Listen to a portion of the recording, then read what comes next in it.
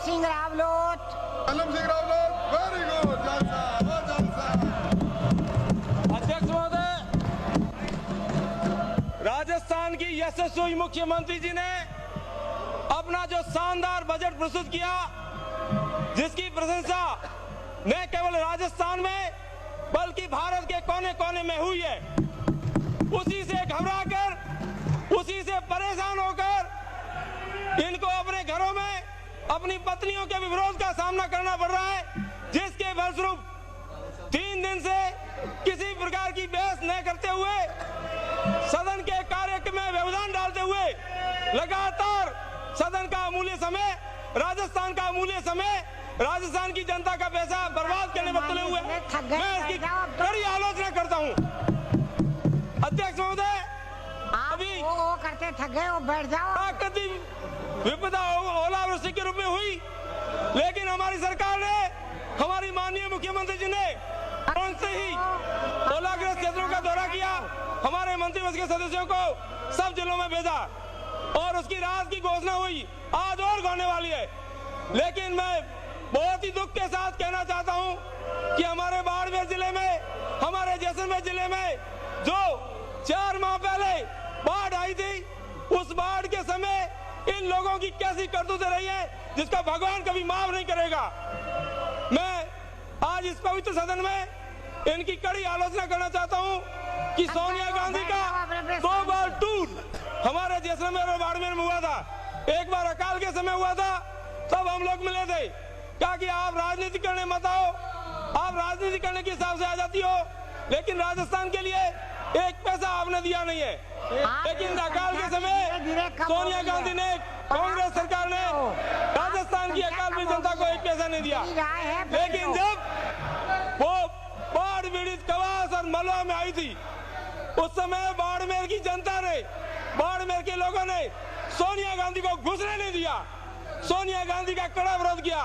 तब कहा था सोनिया गांधी जी ने कि मैं इस बार राजनीति करने नहीं आई हूँ, मैं आपकी जो मांग है 3200 करोड़ रुपए की, जो बाढ़ पीड़ितों के लिए है, बाढ़ पीड़ितों के मकान बनाने के लिए है, बाढ़ पीड़ितों को मुआवजा देने के लिए है, पशुधन के लिए है, फसलों के लिए है।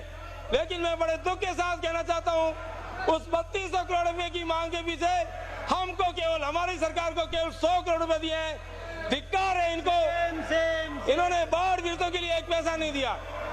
उसके बावजूद भी मैं राजस्थान की मुख्यमंत्री जी और राजस्थान सरकार को और यहाँ बैठे हुए माननीय सदस्यों को और मंत्रियों को धन्यवाद देना चाहता हूँ कि उस विपदा की स्थिति में हमारे सभी एमएलए, एमपी और मंत्री अपने पैसों से, अपने खर्चे से उस बाढ़ पीड़ित जनता की 2 महीने तक सेवा की और लगभग 80,000 कंबल, 80,000 तिरपाल और दुनिया भर की सामग्री बाढ़ पीड़ितों को राहत के रूप में दी गई।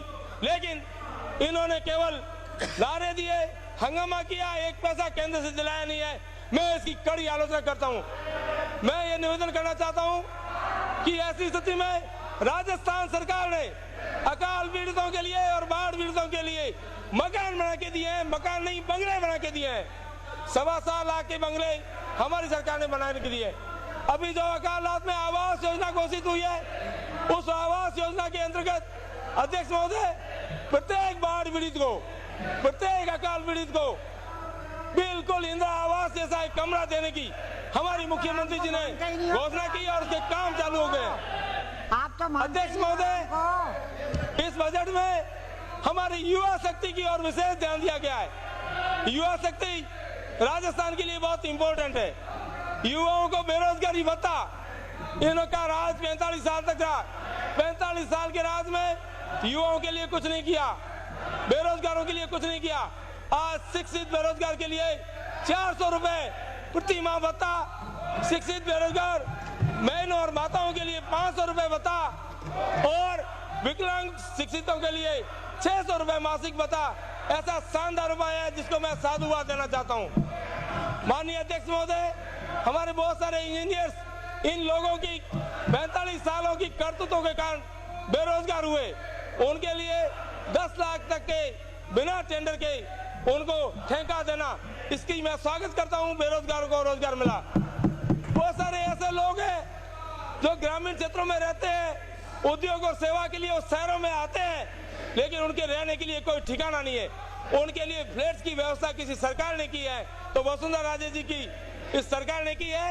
उनको फ्लैट्स बना के देंगे और यहाँ अपना धंधा करेंगे, सेवा करेंगे, मजदूरी करेंगे और फ्लैट्स में वो रहेंगे। ऐसे बीपीएल धारी लोगों के लिए, बीपीएल के लिए इन्होंने बीपीएल की सूची को कैंसिल किया।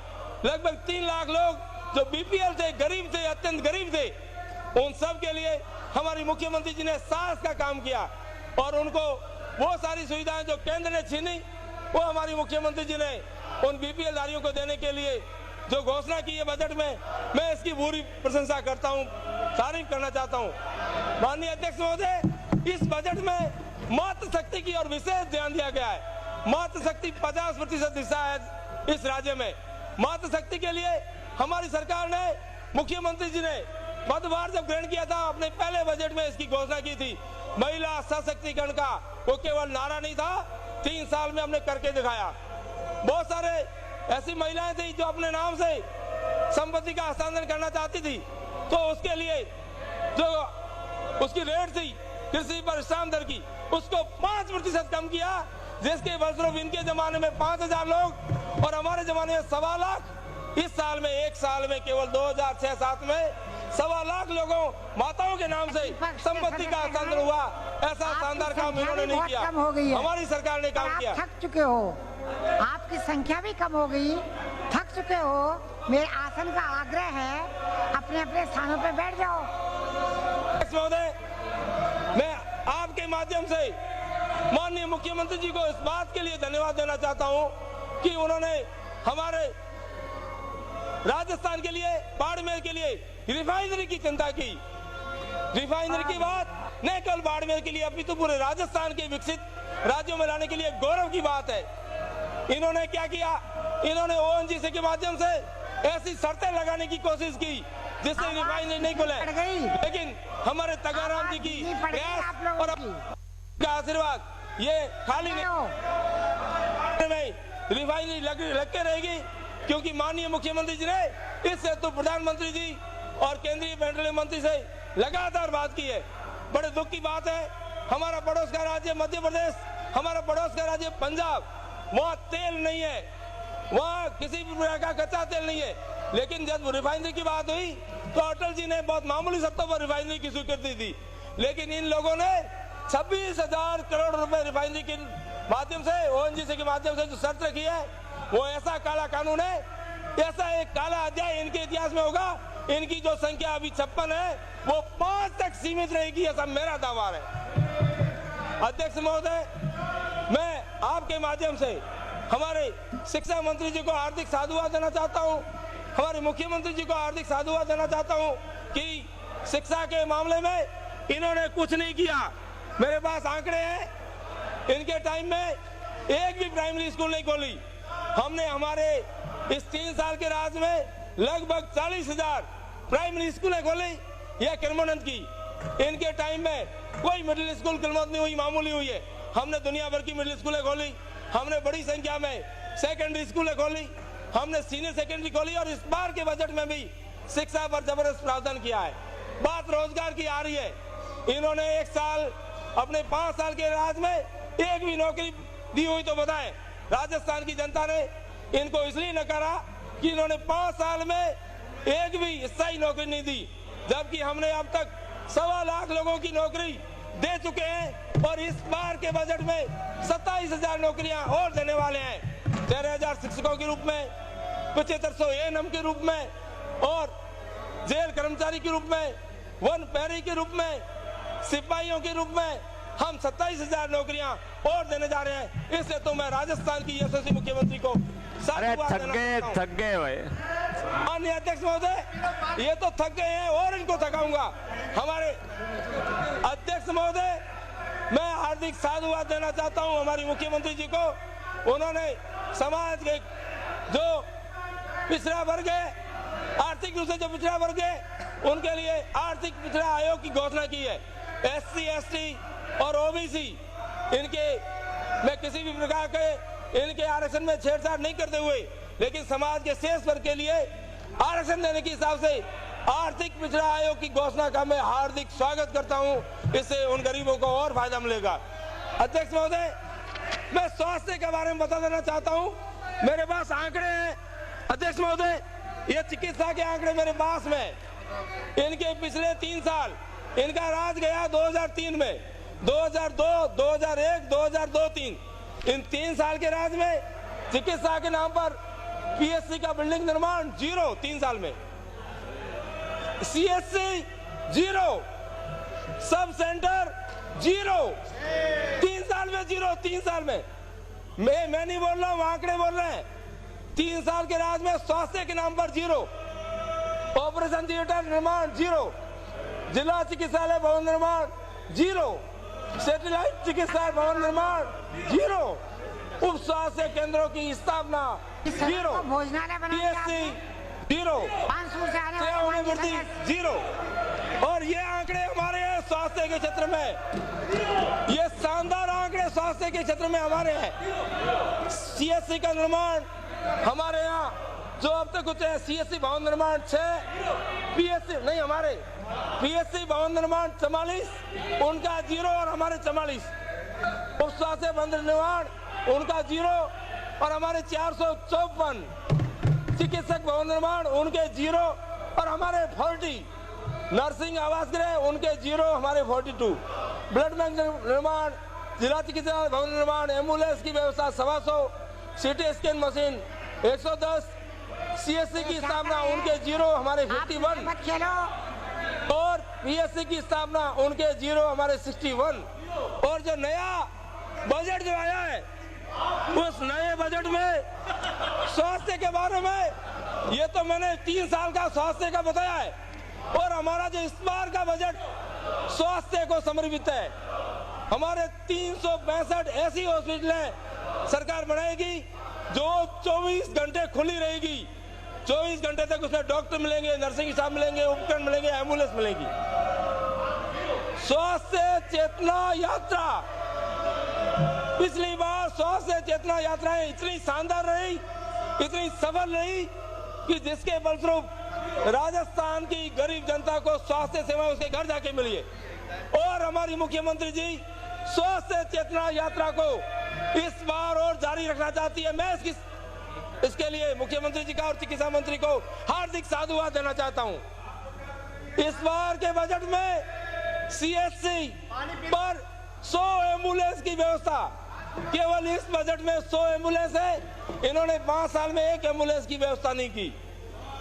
इस बार के बजट में 15 नई सीएससी, 30 नई पीएससी, 130 सब सेंटर, और तो और पैरा मेडिकल स्टाफ की कमी जो बाड़मेर, जैसलमेर में या अन्य ट्राइबल डिस्ट्रिक्ट में जो कमी थी, उस कमी को दूर करने के लिए वहाँ के स्थानीय लोगों को प्राथमिकता मिलेगी। मैं इसको हार्दिक साधुवाद देना चाहता हूँ। मेरा मेडिकल स्टाफ में स्थानीय लोगों की प्राथमिकता, इसके लिए रेगिस्तानी क्षेत्र के जिले और ट्राइबल जिले हमेशा मुख्यमंत्री जी को और भारतीय जनता पार्टी को हार्दिक साधुवाद देते रहेंगे। और इन डिस्ट्रिक्ट में जो है नर्सिंग सेंटर्स की स्थापना, बाड़मेर, डूंगरपुर, झालावाड़, 3 जगह नर्सिंग सेंटर की स्थापना की है। उसके लिए मैं हार्दिक साधुवाद देना चाहता हूं। मैं माननीय अध्यक्ष महोदय, आपके माध्यम से मुख्यमंत्री जी ने एक शानदार योजना जो दी है स्वास्थ्य क्षेत्र में, डॉक्टर आपके द्वार। राजस्थान में 40,000 गांव है, सब गांवों तक पहुंचना संभव उनको दिख नहीं रहा था। बहुत सारी सुविधा 30 सालों में की है। उसके लिए डॉक्टर आपके द्वार योजना एक ऐसी शानदार योजना है जो घर घर जाके चिकित्सा सेवा उपलब्ध कराएगी। इसके लिए भी 52 एम्बुलेंस की व्यवस्था, 52 टीम्स की व्यवस्था की है, जिसके माध्यम से राजस्थान की गरीब जनता का और भला होगा। अध्यक्ष महोदय, मैं आपके माध्यम से हमारे ग्रामीण क्षेत्र की जो योजनाएं है, जिसके लिए जो मुख्यमंत्री जी ने काम किया, मैं हार्दिक साधुवाद देना चाहता हूं। रोजगार गारंटी योजना आपको शर्म आनी चाहिए। जो काम केंद्र से आपको कराना चाहिए वो तो आप कराते नहीं हो।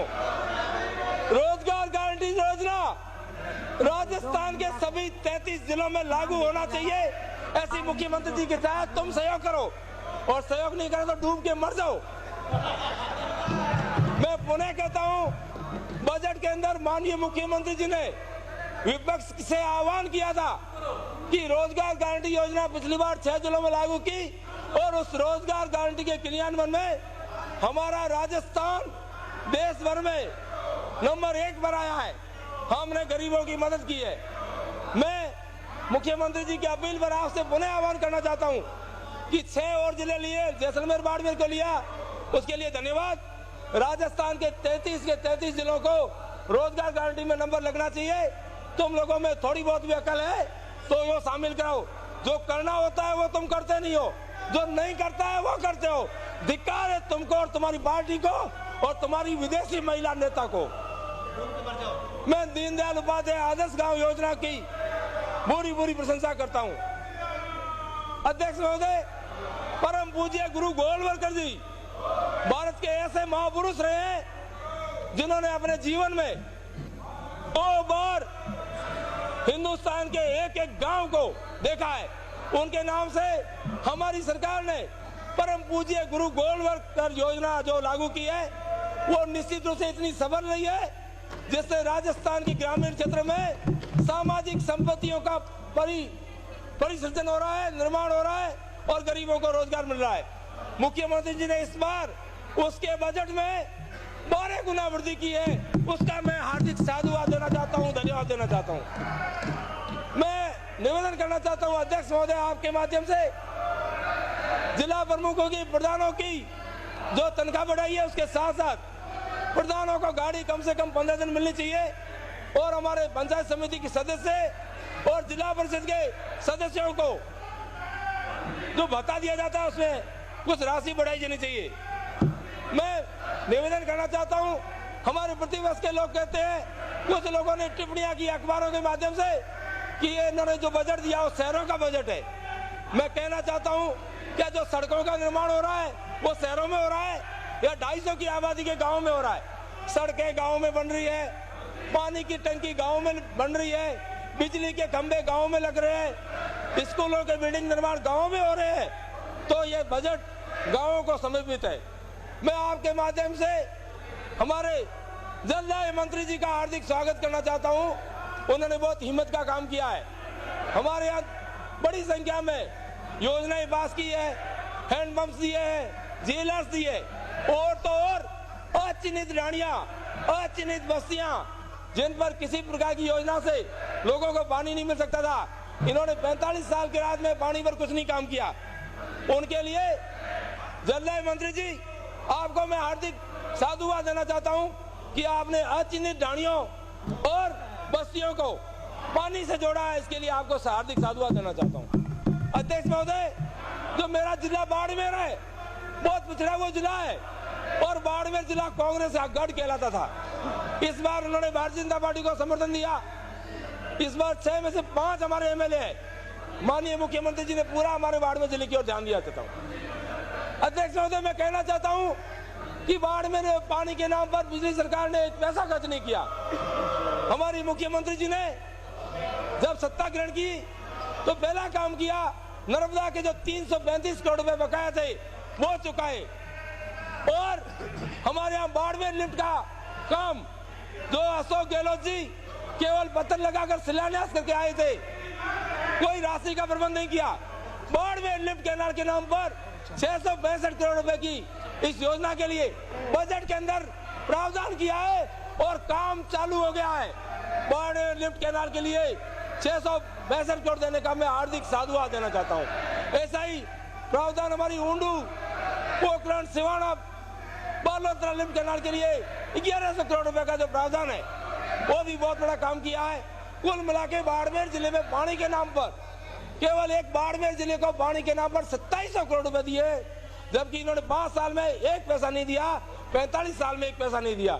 इसलिए हमारी सरकार, हमारी पार्टी, हमारी नेता और हमारी मुख्यमंत्री जी का काम का तरीका ऐसा है कि राजस्थान में आगे कम से कम 20 साल तक हमारा राज रहेगा।